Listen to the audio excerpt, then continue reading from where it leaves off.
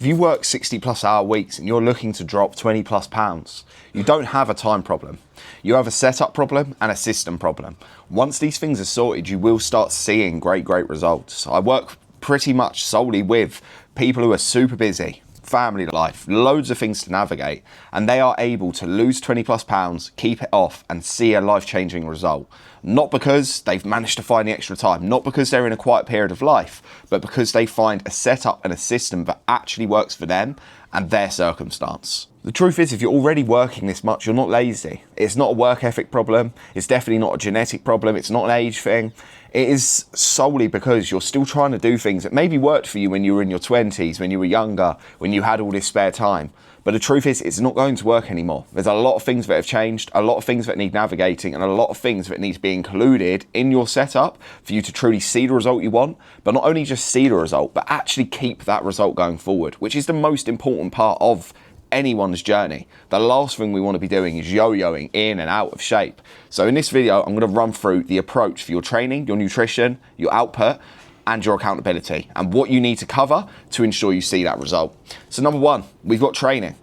Training does not need to be 6-7 days a week, 2 hours at a time, endless time in the gym. It really doesn't. And the truth is, what you really need, 3 to 5 structured 45 to 60 minute workouts.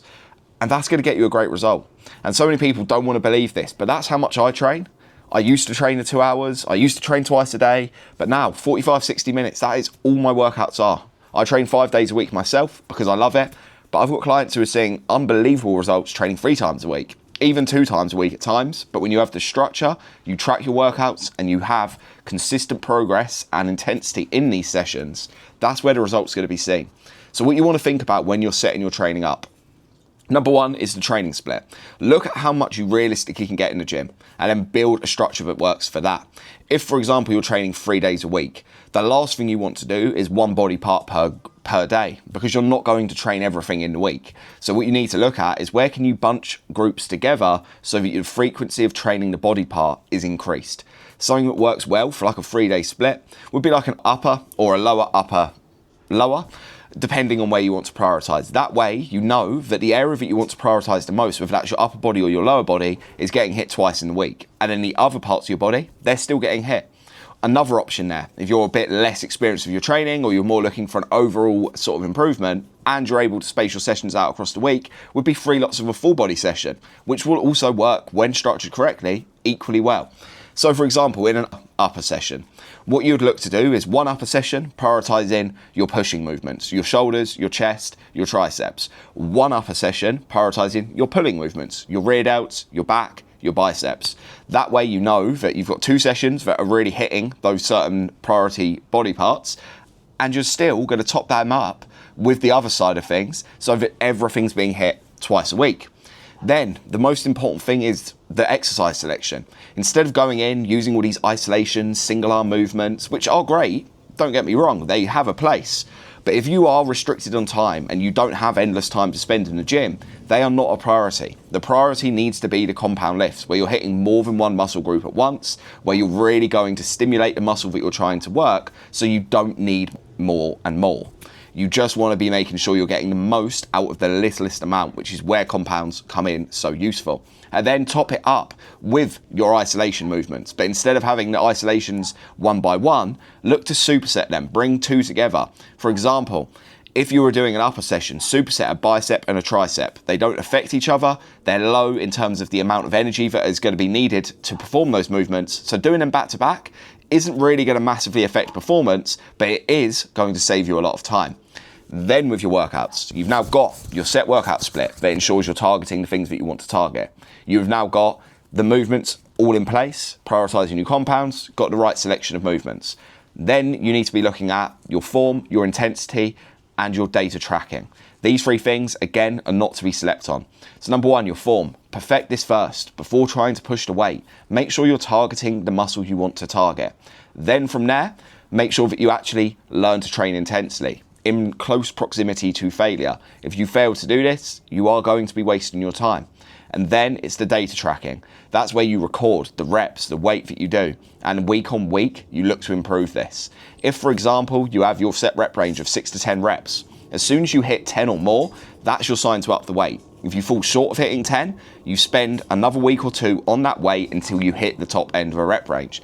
That is progressive overload, and you want to do this week in, week out, and aim to always, at minimum, maintain where you were, but always aiming to be pushing on. There's your training covered. Nutrition. You want to make sure that this is easy, repeatable, something that doesn't involve endless effort and endless time. So with this, the way that I would personally do it, and the way we do it with most of our clients, is to make sure that we are meal prepping. Nice, easy to bring options, especially for your breakfast, lunch and snacks through the day, so that even if you have a really busy day of work, you're in meetings, you're driving around, you've got loads of stuff on, food is ready. No thought is needed with the food, and you know it's there, it's ready to go. You don't need to worry about heating it, you don't need to worry about prepping it, you don't need to worry about buying things on the go, and you're going to ensure that you are ticking that box with nutrition. Then you want to make sure you have got a reserve backup option. So this is where the on-the-go options come in. Look at what's available, what you could grab from a little supermarket, what you could grab from a fast food place, what is available out there that aligns to your plan and fits in. That way, if there was a time where meal prep wasn't possible or where you're just a bit stuck for time, you can grab something easily. Then there's no reason to be falling off track. So there's your nutrition.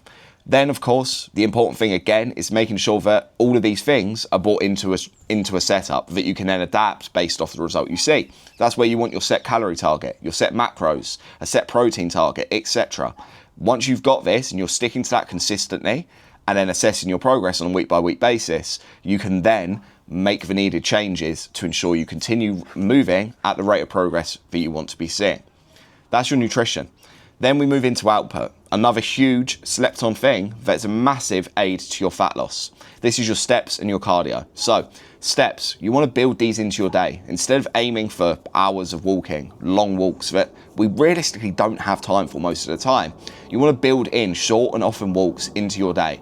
And you'll find it's very easy to hit your 10,000 plus steps, whatever the target is you're aiming for.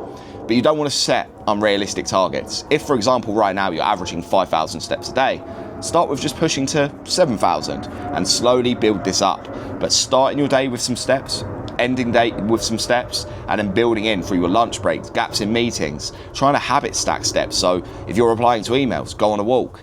If you're on the phone to your friend, go for a walk. Look where you can pair things up, where you can build in these walks into your day, and you'll be very surprised at how many steps you're able to get. And then another thing that we do with our clients is we're looking at a weekly average. It doesn't have to be every single day. I understand some days you might be back-to-back meetings. You're sat in the car for hours and hours and hours. So it's about that weekly average that makes all the difference. And that's where you want to make sure that you are maximizing the time you have. So if it's a weekend, you're a bit more chilled, you've got some time, go on a long walk, boost that step count up so that maybe on a Monday when you're back-to-back in meetings, it isn't a problem. Your weekly average is still going to be there and you're still hitting your weekly total steps. So that is your steps. Cardio, we use these as a supplement. They're not something to rely on. Use it at the end of your workouts. Build it in. I've got clients who love running, for example. So we use that in the step count. It's a quick way to get steps. It's generally quite easy because we can always just get on the road and get a quick run in. But making sure you have a target around your cardio that's realistic and fits into the time you have is super useful. It's a great tool for fat loss, but not something to heavily rely on. And then we move into your accountability and your weekly tracking of your progress. So having someone there who knows the goal that you're working on, who can hold you accountable to doing the things you need to do on those hard weeks, super important. Whether that is a coach, a friend, a family member, whoever it is, having someone who is on board with your goals and wants the best for you is massive, because we're all gonna have those weeks where we wanna press the fuck it button, we don't wanna do the thing. Having someone to hold you accountable is a game changer. Then it's your data tracking, making sure that every week without fail, on the same day, same time, you take your weight, you take your progress photos, and you do an honest assessment of your week. This is where you can make calculated decisions to your fat loss. If you don't have this and you're just randomly making changes, randomly doing stuff, you're not gonna see a prolonged result. You may lose too quickly, meaning you're gonna go put all the weight back on. You may not be losing at all, meaning you're gonna take forever to see the result. We need to make data-driven decisions. So important. It's something so many people just don't do when it comes to their fat loss. So we need to make sure of this. And if you guys can implement each of these 4 points that we've spoke about, trust me that you will start seeing a great result. The problem is most people just think it's too much, it's too overwhelming. But that is where having a support network, having someone do it for you, makes it a whole lot easier. So guys, if you are interested in working with a coach and you want to see the work that I do, hit the link in my bio. Have a look through the results we get, the system that we use, the testimonials from my 150, 200 plus clients who have all seen life-changing results.